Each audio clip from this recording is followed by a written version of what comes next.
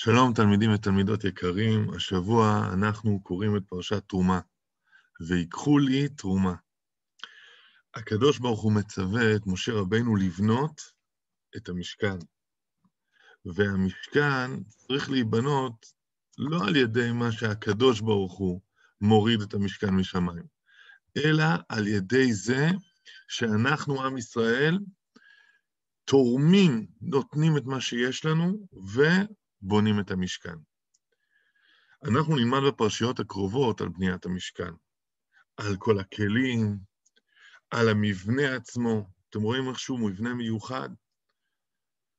וכל פעם היו מפרקים את המשכן ובונים אותו. היו נוסעים ממקום למקום, אז היה צריך לפרק ולבנות מחדש.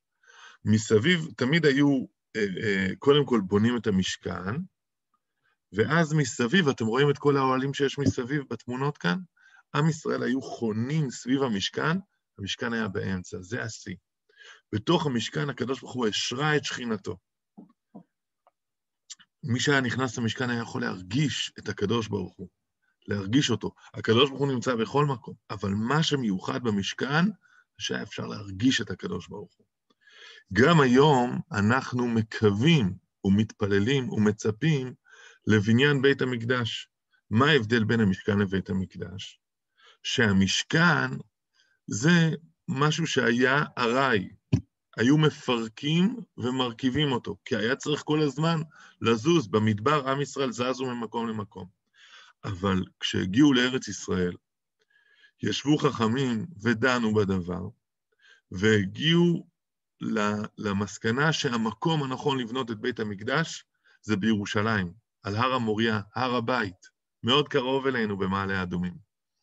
ושמה בנו את בית המקדש הראשון והשני, ואנחנו מצפים ומתפללים ומקווים שגם נבנה את בית המקדש השלישי במהרה בימינו אמן. ושם השם ישרה את שכינתו בתוך המקדש ובתוכנו. כל מי שעולה לרגל, כל מי שעולה לבית המקדש, יזכה להרגיש קרבה להשם, להרגיש את הקדוש ברוך הוא שנמצא בבית המקדש. בפרשיות האלה אנחנו מתפללים ומקווים ומצפים שהיום הזה כבר יבוא ויגיע. אנחנו השבוע נוציא 2 ספרי תורה. בספר הראשון נקרא את פרשת תרומה, כמו שדיברנו. בפרשה השנייה, בספר השני, אנחנו נקרא את פרשת זכור. זכור את אשר עשה לך עמלק. מה עשו עמלק לעם ישראל? מה אנחנו צריכים לזכור? הפרשה הזאת, אנחנו קוראים אותה, פרשת זכור, קוראים אותה תמיד לפני פורים. ועוד רגע נבין מדוע. עם ישראל, אחרי שיצאנו ממצרים, ואחרי שכל המצרים טבעו בים סוף, פתאום, משום מקום, הגיעו עם שלא הכרנו אותו, ותקפו אותנו. לא עשינו להם שום דבר רע, לא העלבנו אותם, לא פגענו, לא איימנו עליהם. הם סתם פתאום התחילו להגיע ולתקוף אותנו, להילחם בעם ישראל.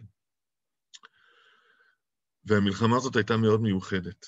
משה רבינו עלה לראש הגבעה, הרים את 2 ידיו לשמיים, ובזכות זה שהוא הרים את ידיו, עם ישראל הסתכלו למעלה לשמיים, וזכרו שהם בעצם נלחמים בשביל הקדוש ברוך הוא.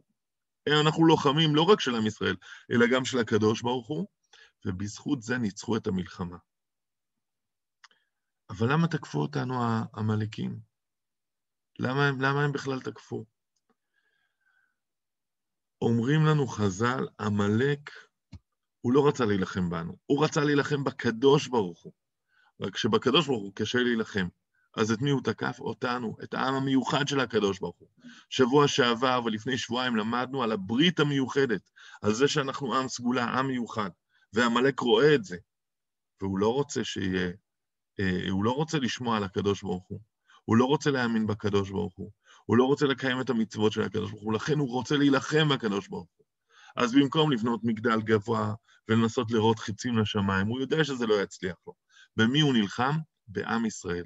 כי אנחנו העם המיוחד של הקדוש ברוך הוא. ובכל דור ודור היו עמלקים שניסו להילחם בעם ישראל. גם בפורים, המן הרשע היה מזרע עמלק, שניסה להילחם בעם ישראל רק בגלל שאנחנו העם המיוחד של הקדוש ברוך הוא. אז אני רוצה לחבר את שני הדברים. חשוב לנו כעם ישראל, ששמו של השם יופיע בעולם, שיהיה בית מקדש, שיהיה מקום שבו כל מי שנכנס יכול להרגיש את הקדוש ברוך הוא בכבודו ובעצמו. ואנחנו מתפללים ליום הזה שיגיע, ואנחנו יודעים שיש עמלקים כאלה שרוצים למנוע מאיתנו, אבל אנחנו לא מוותרים, זה מה שאנחנו זוכרים, אנחנו לא מוותרים על החלום הזה. גם כשיש אנשים שעושים רע, גם כשיש אנשים שמתנגדים לאמונה שלנו, אנחנו מאמינים בכל הכוח ובכל התוקף, וצריך באמת להילחם נגדם, שהם לא יצליחו למנוע מאיתנו להאמין בקדוש ברוך הוא, ולקיים את המצוות, וללמוד תורה, ולהביא קדושה גדולה לעולם.